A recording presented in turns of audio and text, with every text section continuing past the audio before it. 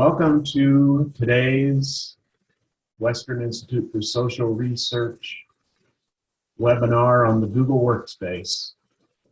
Today's just going to be a short update. We had quite a nice conversation in the last webinar, but there's been a couple big announcements, so I just wanted to update everybody.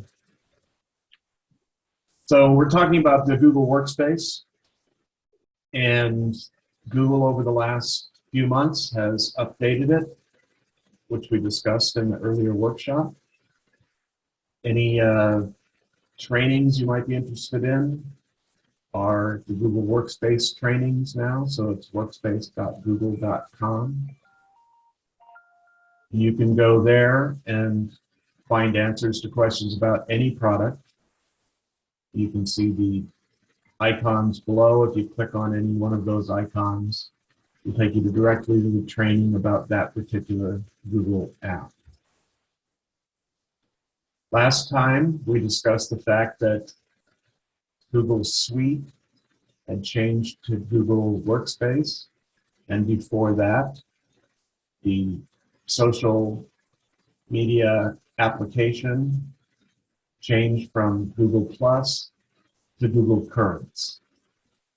Currents is where WISR students post their work, and where students and faculty can comment on that work. The big announcement from Google recently is that Google Currents will go away in 2023. So there's no need to panic, but I just wanted to give everybody the heads up that we're going to have to decide where students' work goes next year. Gives us plenty of time to discuss it and to plan for a transition. In the last webinar, I pointed out that Google has now integrated the most used apps right into your Gmail interface. So from your Gmail, you can access your email, of course, all the apps from the 9 dots up at the top of your Gmail screen. But then there's Chat, Rooms, and Meet, all integrated right from your Gmail screen. Rooms, of course, has been rebranded now to Spaces. So you can see in this slide that the word room is being replaced with the word Spaces. It's the same function. It's an extension of Chats. So other applications would call it Teams or group chats. Groups can be formed by administrators, faculty, or students.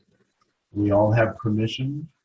So if you choose, you can be in an email with a couple other students, and right from your email, you can create a space. And in that space, you can share documents and videos and make comments, and it's all kept for future reference, and all chats and spaces are searchable and taggable. So you can also drop tags for the theme or content or focus of your chat to make it easier to find. These are all features you can use, whether the faculty creates a space or whether the students create spaces. The other alternatives, and we discussed these last time, is using Google Classroom or Google Sites. With Google Sites, I think we would still be setting up spaces, so it would be the same feature. With Classroom, it's integrated, so it's Classroom chats. I haven't double checked yet. They could call them Classroom Spaces.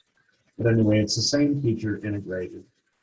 And so the reason I'm telling everyone about this transition next year is so that we can decide how we want to handle this. This is an opportunity for WISR to move to Google Classroom,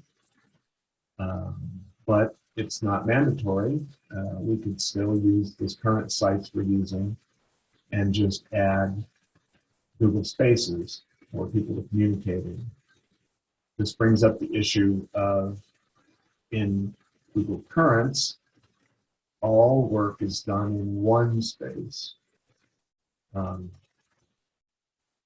We'd have to decide going forward if we wanted to have a single WISR space for all work, or if different disciplines or departments wanted to have separate spaces for their work, or even if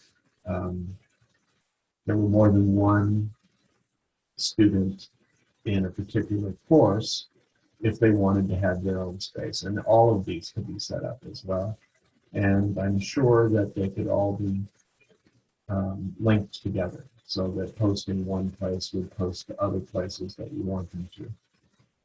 So this is just a quick update to just point out the changes that are coming next year. I also want to mention what's going on today, both in Google and other social media platforms, is censorship. Now, they call it fact-checking.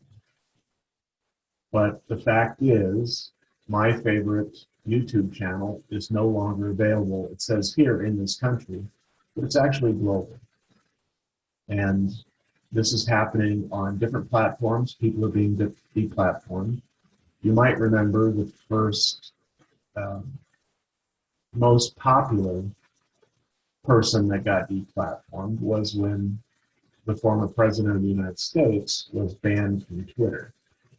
And I know that most of my friends applauded that. And I posted immediately that that's censorship, and that would lead to other people being banned, and it would lead to a place we don't want to go. And I got some pushback, and that's fine. And here we are, about a year later, and people are being banned for reasons that you can't really determine. You just get a notification from Google or Twitter that you no longer have your channel. You can appeal sometimes, and you get canned responses, and you can escalate, and sometimes you can talk to a human, but sometimes not. And after a couple of incidents like that, you become permanently banned. So I point this out because that Google owns YouTube, and YouTube is integrated into Google Workspace. And so this directly affects WISR in that now some videos will not be able to be shared. It's possible that WISR could create a video that infringes these new rules that are not easily understandable. They're not even written down that I can find. They do update their terms of service occasionally,